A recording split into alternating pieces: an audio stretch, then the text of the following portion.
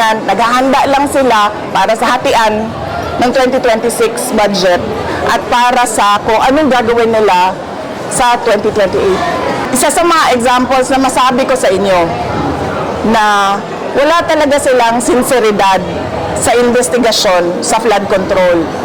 Kasi tinuro na, pinangalanan na, hindi lang ako ang nagsabi, Zaldico at Martin Romualdez. Si Zaldico, hinayaan nilang umalis ng bansa. Si Martin Romualdez, hinayaan nilang mag-resign.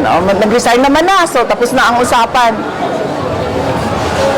Ang Office of the President, involved sila sa kidnapping ng mga bata doon sa Turkey. Ang Office of the President, involved sila sa kidnapping ni dating Pangulong Rodrigo Duterte.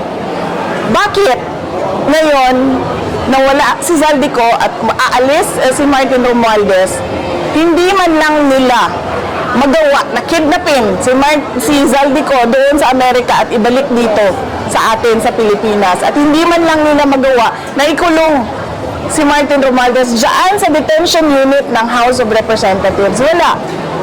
Dahil wala silang sinseridad, pinapakita lang nila sa mga tao na kunwari meron silang ginagawa. Pero ang totoo niyan, naghahanda lang sila para sa hatian ng 2026 budget at para sa kung anong gagawin nila sa 2028.